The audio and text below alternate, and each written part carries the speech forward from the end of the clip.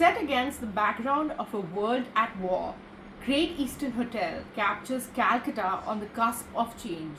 In this evocative conversation, author Ruchir Joshi joins Shreevatsa Nevatia to explore the making of a richly layered novel, one that brings together art, politics, and identity in striking detail.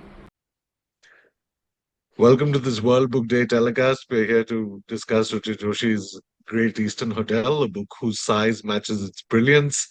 Ruchir, would you like to say a couple of words about the book? Yeah, thank you. Yes, very happy to be here on this occasion of the World Book Day. This is my new novel, Great Eastern Hotel, and it is a sizable book. I will not deny that.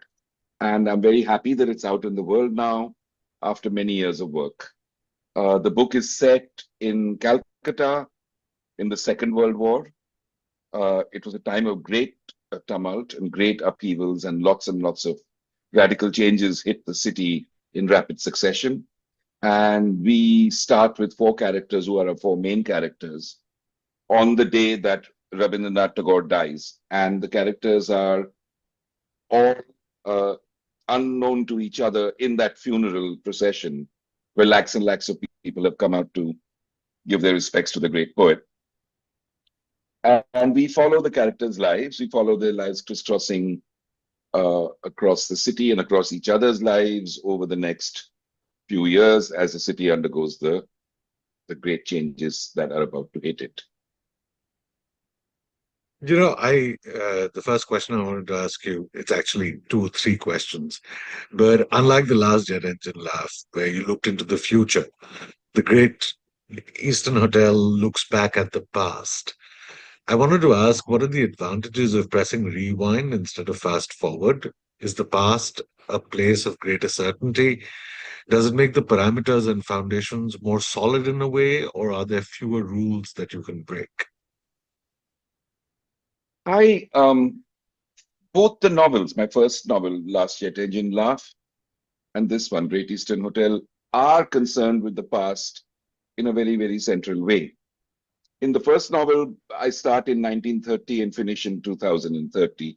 And when the novel is published in 2001, the reader would have had 30 years of, what's the word for it, speculative fiction in the near future.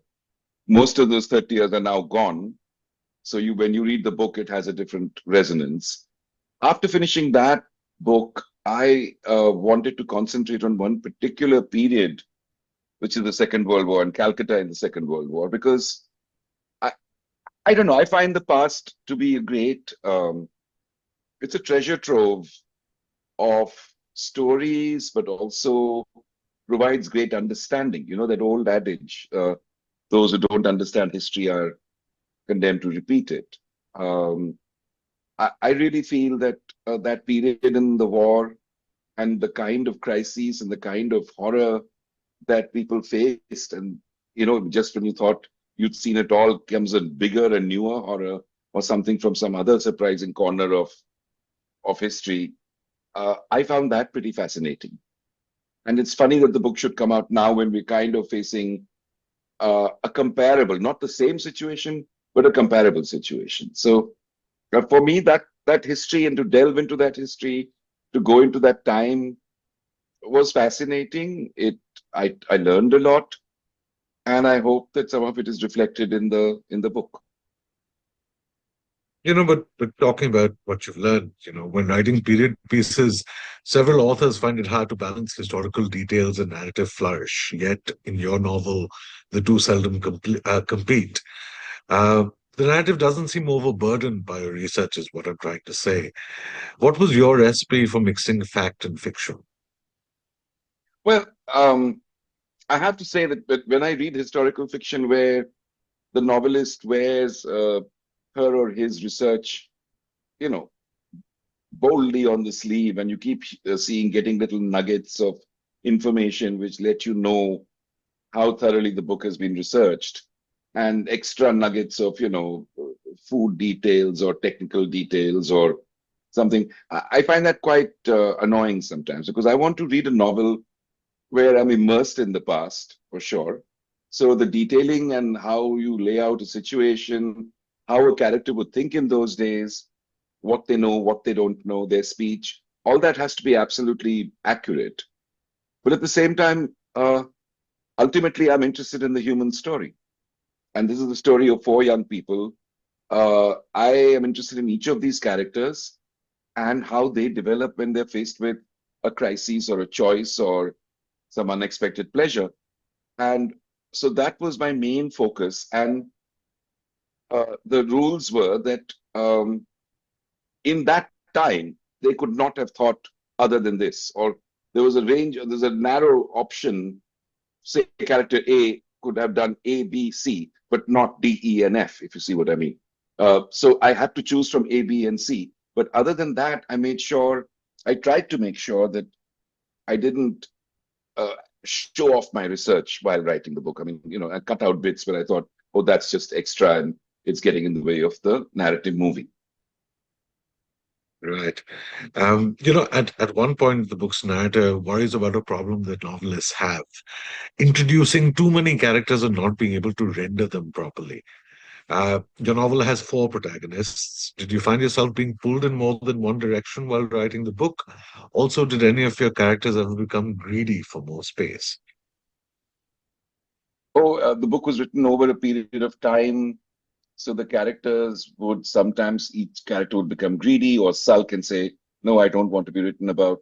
I mean, that's a game that as a writer, you constantly play with your characters. And it was a challenge. And part of the effort was to make sure that each of the characters, if they are had enough equal valence in the book. I mean, not exactly equal, but it was like it was a four-hander, really, with the narrator being she or he being a fifth sort of background presence till they do not become more than a background presence. So, uh, yes, there was greed. There were moments where there was a tendency to just concentrate on one character too much, and then I would balance it out. And I'm glad I did because I think it's not exactly even, and it's not engineering by any means. So obviously, there's a bias towards two characters and other two characters. I mean, things come and go in an uneven way, really, and that's the nature of art, is that it should be uneven and not piece of precise engineering. Right. But you also lived with these characters for almost 2 decades. Do you ever get bored of them? No, irritated, sure, angry sometimes. The couple of characters I chucked out of the book because I had the power to do that, and I miss them, but they're gone. Maybe they'll reappear somewhere in a novella or an adjunct piece of fiction. So yes, but not bored. Sometimes they would stop surprising me, and that would be a struggle. And then I would think something else and work something else out with the other characters. And I think, if these other two are doing this, then perhaps character, the first character, the second character, could take a different turn, and that was always exciting. So it was a detailed putting together of the whole story, which was quite a challenge and quite counterintuitive, given how quickly and um, with an anxiety that people seem to put together books nowadays. Not everyone, but some of the books that are put together, I kind of purposely took my time. Sure, sure. All these characters that we're talking about, we meet them when they're in their 20s. And I wanted to ask Imogen's love for Andrew, Kedar's passion for painting, Nirupama's communist idealism, Gopal's courage in the underworld. All these things seem to be made possible by their youth. What, according to you, are the perks of being young, and which of these perks should we try hanging on? I mean, there's perks and there's dangers and there's all kinds of irritations. So we have, as you say, Kedar, who's a young, wealthy, young Bengali man who wants to go to Oxford but can't because of the war, so his plans change. And his actual desire in life is to be a painter. But what sort of a painter and what is he painting? Um, and he's full of naive aspirations and arrogance, and also a kind of does not value himself enough at the same time. which is a typical kind of thing that young people face often. So he is that person. Then there is Nirupama, who's idealistic, full of fire, full of passion. She's a history student and she's a secret member of the Communist Party. And she has certain beliefs that she picks up in college about revolution, about the nature of communism, about what's happening in Soviet Russia. And as she engages with her activism and as she engages with the real world, uh, those views and those opinions and those beliefs undergo a sea change. So that's again something that happens to us. I mean, we start with something when we're young, a set of assumptions, or we start learning stuff in our teenage years, and by the time we're 21, 22, we think we know everything, or we think we know a lot sometimes.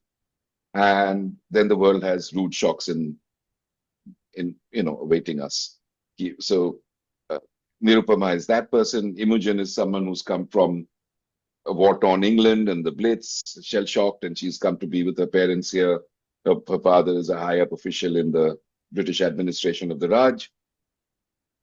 And she has plans for her life, but the city and the war that's coming to the city have different plans. So as she engages with the city and gets to know a completely different culture, because she's a curious person, she's open-minded about things, even though she's quite a strong-willed person in many ways. And so for her, it's just she's just turned inside out like her beliefs and her worldviews turned inside out like a sock across the book. And finally, there's Gopal, who is young, very clever, but a poor guy who's a pickpocket. He's a junior member of a criminal gang, a criminal empire, really, of one of Calcutta's big criminal gangs. And the day we meet him, he's a pickpocket, but it's the last day that he works as a pickpocket, because by that evening, his ustad has selected him to join a team which is supposed to carry out a completely different kind of operation, where the ustad thinks he'll do okay, he'll be useful. And suddenly he's in a much darker, much deadlier world of crime, and finds that it fascinates him, and he may not actually be bad at it. So that's again a kind of, in a way, we're talking about crime, but also we're talking about a young person suddenly being looped into a different mode of work and actually finding that it suits them and finding avenues opening out and they learn quickly on the job. So all these are conditions of being young that I remember, or as I saw or have seen across my life, which I've tried to render. The perks are great. You're healthy. You think you'll live forever, and there's a long existence stretching out in front of you, or so you think. Sometimes that can be cut short, but when you are in your early 20s, you're optimistic, naive, you're a bit blind, and again, there's that self-belief that you know a lot, and you suddenly realize how little you know as life starts to teach you more lessons. Right. Friendship helps several of your characters sustain themselves. The families they invent are more nourishing than the families they're born into. Would I be right in saying that the Great Eastern Hotel is also a lesson in how to win friends and influence people? I I'm not sure. I think the friendships, as we know in the book, are complicated, prickly, cactusy, unreliable, all of these things. So, but you are absolutely right when you point out I didn't do that deliberately, but sometimes when you finish a work and you look at it, you think, and somebody points something out, you say, yeah, that's absolutely right. Is that all these characters are in some way or the other at odds with what we might call their biological family. And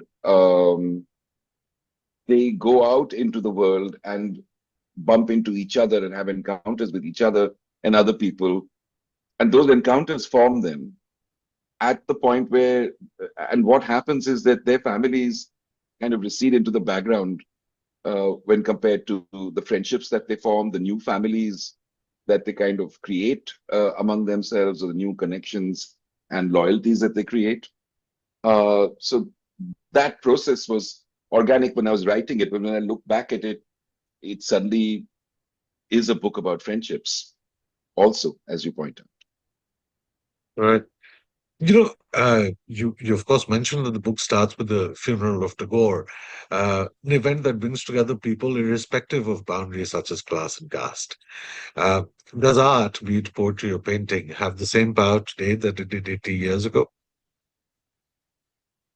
Two different questions. I think one is that, when the book starts, you've got this huge funeral, and the funeral is because this man was such an amazing artist, was a great poet, essayist, novelist, playwright, songwriter, musician, and then a painter as well, and so many more things besides. And he was a phenomenon.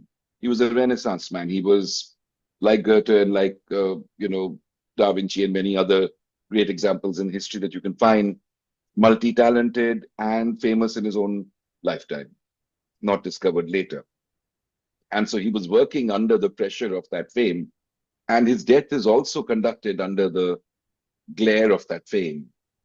Um, but at the same time, Tagore's death signals the end of an arc of which starts with the Bengal Renaissance and peaks with Tagore, one could argue, where a small group of people in a cosmopolitan city like Calcutta take in the influence of the West, but also study their own culture, our own Upanishads and Vedas, and our own religions and history and everything, and and put together a kind of synthesis of art and thought, which creates, in a sense, modern thinking and an idea of modern society, modern India, if you will, in a way.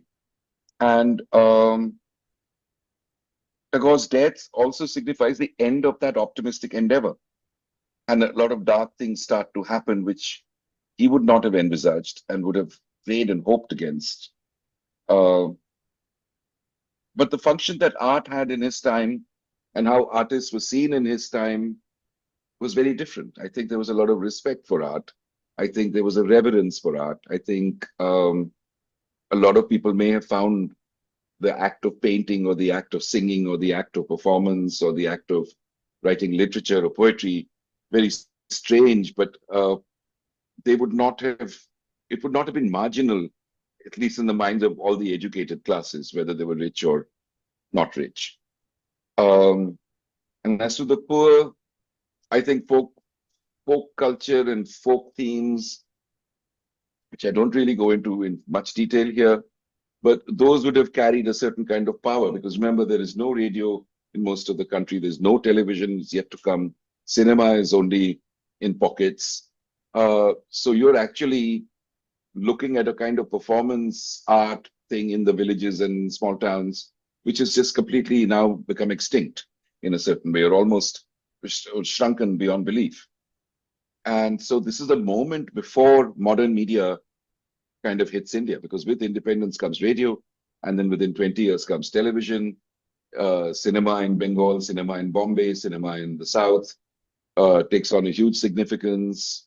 People start thronging to more and more sort of homemade movies. From those movies actually come political leaders, especially in the South initially. It's newspapers, magazines, all those things burgeon after independence. So today we're looking at an end of an arc where the print media is dying out. Cinema is having to give way to all kinds of other forms where it's no longer a collective watching of a film in a darkened room together, but more isolated, watching on our phones or watching on our computers, uh, getting up and going away in the middle of something, coming back, starting again. The pause button is our biggest friend. And on Instagram and on the phone and stuff, we're looking at little nuggets. It's all the chemification of narrative and the chemification of attention, where it's all chopped up into small bits, is a new phenomenon. And so whatever art exists or happens or is made, whether it's music or whether it's a narrative or whether it's performance, has to be made keeping all this in mind. And either as a kind of answer to it or a challenge to it. And I guess my book in that way, it seems a bit crazy to write a fat book like this, but I figure, people have so many distractions, but if they get pulled into it, if you get into the pages of this book, It may take you 10 days to read it or a week, and some people have finished it even uh, marathon reading in 3 or 4 days. I don't know how long it took you, but it is kind of perverse, but also kind of pleasurable to put this out and say, okay, this is not a little nugget. This is not a kemafied little morsel that I'm feeding you, but I'm actually giving you a chunk and asking you to engage with it. So I guess there are other people doing that as well. Long films, OTT, the series, television series, all kinds of people are challenging and changing the games as we go along. So hopefully this book is also part of that ongoing No, manthan. it took me a couple of weeks to read, but I also wanted to read slowly because of the prose, which I found delectable. Thank you. But And you're I also doing other really, things, right? Yeah, while reading it. yeah, So no, and I really wanted to savor the sentences uh, and really and help. It's like slow cooking, you know. I wanted the book to simmer, and it's so immersive. So no, thank you. It's certainly more pleasure than perversion. Um, but you know, before you became a novelist, you were first a filmmaker. Several of the sequences in the book are ostensibly cinematic, but I wanted to ask, what did filmmaking teach you about storytelling, and how many of those skills prove transferable? um, it's a very good question. I part of me would take a scene, especially if it was a big scene with a cast of thousands, because there are 3 or 4 in the book, um, or 2 or 3 in the book, which involve like a mass movement, like there is a huge protest in the 1942 upheaval in the Quit India movement. The Tagore funeral is the first thing that happens. A year later, you have a major protest and the police opening fire and on a crowd. So that is again a massed moment. And then there are other moments where it involves what you would call a cast of not if not thousands, hundreds. And at the same time, there are pretty intimate scenes, people alone, 2 people together in a small pocket of space and time in the city. Uh, so there is a pulsation between those 2 things. There's also moving in and out of a kind of a visual range where uh, somebody from an aircraft is looking down at the city, and then there's somebody inside on the city, on the streets, looking in detail at a sidewalk or at the surroundings uh, at ground level. So all those things, mixing and matching them, moving one from one to the other, uh, cinema did help, or thinking cinematically, I think, did help. But perversely, it was also like, how can I make sure that, I mean, I'm doing this because it it should not be easy to film this. It should be very much a book, and you can only get this experience when you open the book and read it. Somebody may be able to transfer that story and some of the images and some of the moments into a cinematic product or into a cinematic work rather than a product, hopefully. But there was a kind of perverse part of me which said, okay, I want to make sure the reader gets something that the cinema goer will not get. It'll be a different thing that they'll get. Uh, how does cinema help? It helps in the transitions as well as the description of the scenes, where when you're moving from one thing to the other, you can actually now, in my mind, cut rather than and when you cut from one scene to the other, you can do it quite sharply, abruptly, and you can trust the what has gone before and deal with the next thing in a way that a classic novel would have to have a transition place where you would have a linked thing and you would explain why you were moving from one thing to the other to the third. Here, I don't always explain it. Sometimes it's quite a sharp transition. And the kind of courage and the joy in having those kind of abrupt movements, I think, again, comes from cinema. Uh, the one thing you can't get in cinema, but you can get in a description and a written description or a spoken description, is a sense of smell and the description of smells. So this book pays particular attention to smell, uh, but it also pays attention to visual texture and color and uh, you know a sort of architecture or the atmosphere around a city, how it visually hits a person, and how different people see it differently, because we all see things differently. I had to imagine that. Um, Again, all that it's to do with cinema, but also photography and painting to a certain extent. I mean, one of the characters, of course, as I said, is very much into painting, and the paintings form a narrative spine of the book as well, as you know. So that's again a still image rather than a moving image or movement in stillness and in a canvas on which many things are happening. And that also gets me a different angle, allows me a different instrument by which to tell the story. Yeah, yeah. No, when you were talking about smell and things like that, it reminded me about how one can access your novel through our five senses. We smell what Saki does. We hear the sounds that Gopal does. We can taste the street food that Lambert devours. Is it only literature? Is it only fiction that can make these sensory experiences feel tangible? I mean, literature is definitely one of the main ways by which we can actually try and capture the entire sensory lived experience, you know. In the future, there may be other technologies, other means, 3D film coupled with some kind of touch haptic thing. We don't know, you know. I mean, could someone like Kalidas or Shakespeare have imagined cinema or television?